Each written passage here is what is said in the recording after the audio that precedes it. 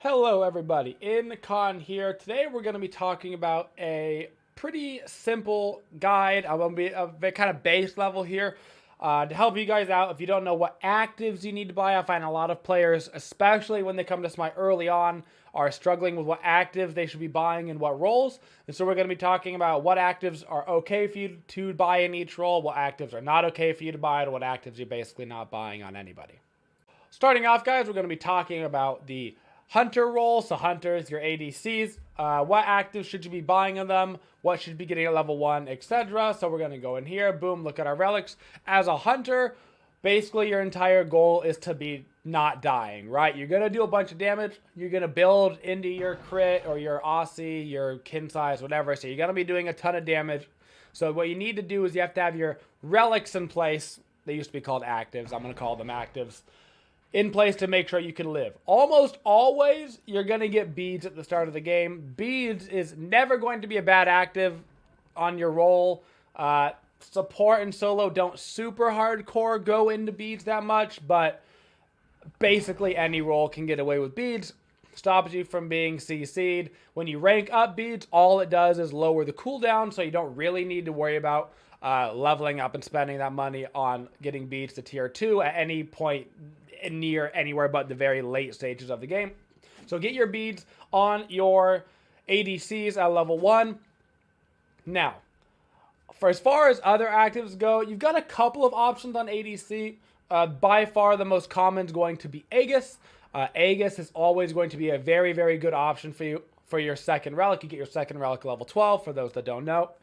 It's going to be a very, very good active for you. Just going to, once again, help keep you alive, help keep you good. That would be my standard actives I would get on a hunter is beads and Aegis. Now, if you want to mix it up a little bit on your hunter, you can. You do have a couple of options. The other option you're going to really be able to look at is sprint, wherever sprint is. If your team doesn't have a sprint, it's actually not the worst active for you. It is kind of a defensive active in that it's going to give you that movement speed to allow you to dodge. Plus, when you rank it up, which you're really going to want to rank up sprint, you get the Fatalis effect on your autos, so you don't have any auto attack penalty. So you're chucking out your Anhir Spears, not giving a care about the world. It's definitely a lot more aggressive. You'll even see sometimes in scenarios where the duo lane is working really well together, they're in comms together. Maybe the hunter gets sprint and the support gets curse, so you speed up and you slow your enemy down. Some of those situations arise, but it's really the only other active I think you should consider on ADC. You're basically getting beads Aegis every single game, but if you think your team needs a sprint, for example, maybe your support had to buy a Phantom because they've got an Odin on their team, so you never got a sprint and they have a creeping curse, well, maybe at level 12 you should get a sprint because somebody's got to have sprint on your team, otherwise you're all going to be slow to death. So it can happen, and be aware that you might have to pick up sprint at some point.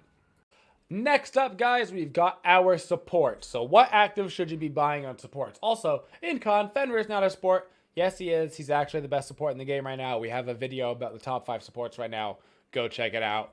It's true. The support meta is all jacked up right now. Things might go back to normal in Season 6. But for now, Fenrir is, in fact, our numero uno support. So, as far as support actives go, you really have 2 actives that you can get at level 1 right now.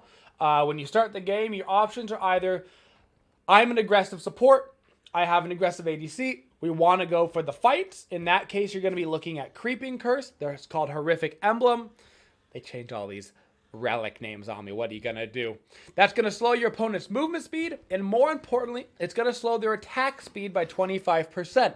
When you rank this active up, it also will make your enemy do minus 20% damage flat on top of that for the 5-second duration, and it should also be noted that that's a pretty low 130-second cooldown compared to sprint, which is a 140-second cooldown. That 10 seconds actually does matter.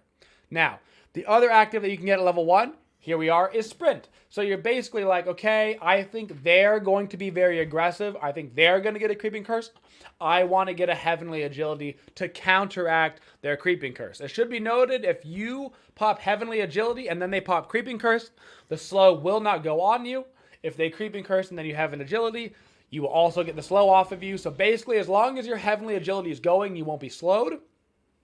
But, big butts, big butts. Horrific Emblem's attack speed slow does not go off of you when you sprint. So if you get Horrific Emblemed and you're like, it's okay, I'll sprint us, we can win this fight.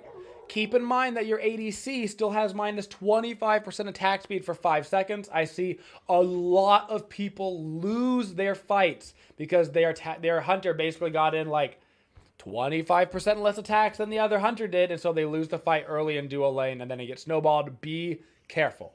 Now, as far as your second active goes, guys, you can pick up the other thing. You didn't get level 1, both Sprint and Creeping Curse. Great second actives on supports, but you have a couple other options here. Shell is a great active. I like it particularly versus teams with heavy auto attacks. That's because when you rank it up, you get 2 block stacks that absorb basic attacks completely. So let's say they've got a Mercury and a Rama on their team, and they're both building crit, and Mercury's hitting you for 900 damage. Well, a Shell will stop that. So even if he crits you twice for 900, he doesn't actually do any damage to you at all because they both got blocked. Very efficient against compositions that are heavy on auto attacks. They've got a lot of ADCs. They've got those heavy assassin crit characters. Very strong. Situationally as well, sometimes you've got to get yourself a blink. Sometimes you're like a Geb and you want to be able to still initiate. I try to avoid getting it because it's not a team fight active. So I try to avoid that if I can on supports. Luckily, with the supports that are in meta, you won't have to worry about it. Cursed Ankh works wonders if you're against a healing comp. For the most part in Smite, you're not going to see a bunch of healers. But if you do, Cursed Ankh makes it so they take 20% more damage when they heal themselves under the effects of Ankh, and it lasts for 10 seconds.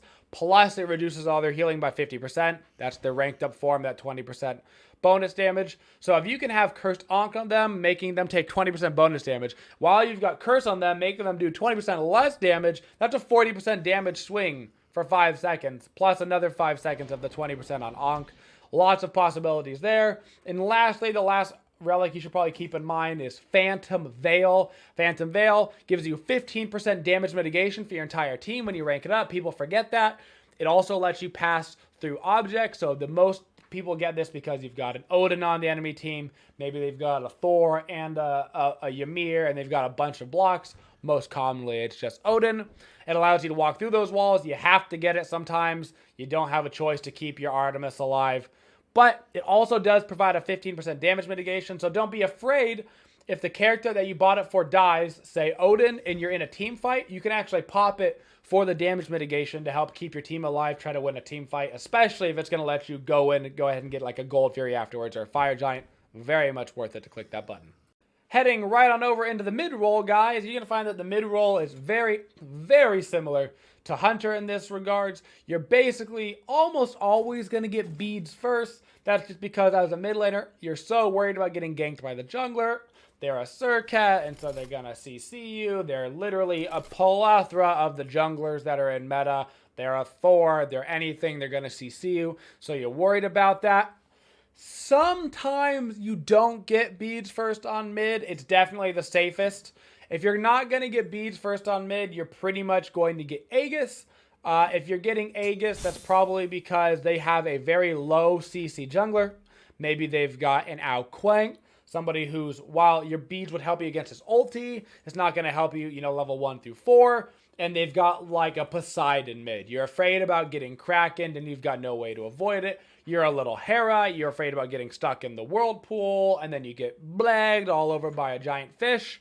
Sometimes getting Aegis is okay when you need it to avoid those big damage abilities. You just have to keep in mind, am I more worried about getting CC'd by this team, or am I more worried about getting blown up by one ability? Typically, though, you're going to be getting those beads. For mid laners, you really don't have any other actives that you get. You basically get beads and Aegis every single game. The only exception to the rule I would add, if you're feeling a little bit crazy, you can actually get away with blink on mids. Mids are all about being selfish, getting yourself farm, getting yourself kills. Certain characters in mid, like Scylla, can actually pair very well with blink. I wouldn't recommend it ever as a first active, but as a second active, if you're snowballing, you've got a couple of kills, you got your tower down, you guys got the gold fury, you're feeling like you're snowballing. Sometimes blink can help you continue the snowball. You blink in, you root all your opponents, you follow up with the crush, everybody dies. Anybody that can do stuff like that, sometimes it's worth to go blink on. You're an Woojer mid. Sometimes Woojer does really well with that. You blink axe. Nobody expects Blueler. But for the most part, I would stick to your beads and your Aegis, especially if you're a new player.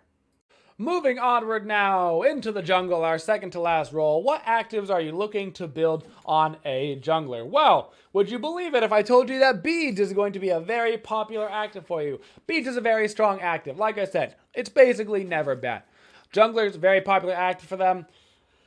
You're going to be going into a lot of fights, right? You're going to have a lot of 2v2s in mid. You're going to be going in for the ganks. You're going to be running into a lot of different folks with a lot of CC. It's a very popular first active for junglers. But the other very, very, very popular active for first junglers is going to be Blink. You're going to have to decide which one of these actives you need. Are you a character that you're afraid is too squishy? That you're afraid you're not going to be able to get out on? You might need to use those purification beads. Now, you have to pay attention to their team composition, right? If they're a team with very low CC, you can stray away from the beads pretty easy. If they're a team with very high CC, you see a Ymir on their team, you see Athena, you see a lot of these characters that are going to be Hera. Dude, she's got so much CC. You might need the beads to be able to stay alive to get your ganks off. If they have a low CC team, or you're a character that you feel very confident being able to get away in, and you want a way to initiate so you can use your mobility skill to get away, right? So think about your Ratatasker. You grab Blink on Ratatasker. That way you can blink in, stun them with your 3, follow up with your 2, kill them, and then you can dash right out of there. That way you didn't have to use your dash to initiate, leaving you into a vulnerable spot. So I would consider both of those actives at level 1 on your jungler. Also, once you hit level 12, these are great actives to be grabbing as a second active. If you have Blink as your first active, you basically have to get beads as your second active. But if you have beads as your first active, your life is going to open up a little bit more, and you're going to be able to help out your team with a team fight active if you want to. I've seen junglers get away with things like shells or sprints, especially phantoms. If your team didn't pick one up, I see this a lot. Happens a lot in ranked when you're a jungler. They've got an Odin on their team. Both your support and your solo laner forgot to pick up Phantom. Or even more likely, your solo laner forgot to pick up Phantom and your support is getting absolutely his brains farmed out, and you're looking at your clock and you're like, dude, this guy's not going to get level 12 to get his active online in time. I've got to grab a Phantom in order to make sure that we don't get stuck in Odin cage. Sometimes you've got to bite the bullet on jungle and help your team out. Best case scenario for you as a jungler, though, probably is going to be having beads and Blink on your characters. But like I said, if you got Blink as your first active, you have to get beads as your second one. You really don't get a choice. Moving into our last role, guys, we've got the solo lane. We're going to be mixing it up with our actives just a little bit here. Solo laners, almost always, guys, you're going to be getting the teleport glyph. The teleport glyph is going to allow you every 200 seconds to teleport to your tower. This is going to be very, very important for you. It's going to allow you to not miss any farm. It's going to allow you to maybe look for rotations without being worried about losing your tower. You're like, maybe I can go help out the mid lane. Go help out mid, teleport back to your tower. It's going to allow you to stay in lane a little bit longer. Grab that extra wave, teleport over to the team fight instead of having to walk all the way over and miss the wave. If you don't have teleport, you're going to have a very hard time keeping up in farm against your enemy solo laner. Very, very limited scenarios where people don't pick up teleport right now in meta in the solo lane. So if you're playing solo, I would recommend just go ahead, pick it up. Don't even worry about it. As far as your second active goes, though, solo lane probably has the most leeway in terms of second actives out of any of the roles. Basically, any active that you see on this board is good situationally. I'm going to throw out a couple of relics that you should basically never buy. Never buy Belt of Frenzy.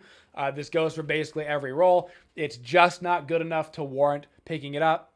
Other actives simply do the negative thing better that it does positively. Like, instead of giving your team a little bit more damage, you can make their team do even less damage than you gain. If that makes sense, the math checks out. Bracer is basically never something you're going to buy. Bracer was good for quite a while in Smite, but right now it's not in a good spot. Never really worry about picking up Bracer. You should never really worry about picking up Sunder. Once again, an active that historically in Smite has had some crazy strong metas, but right now isn't very good in meditation for the most part.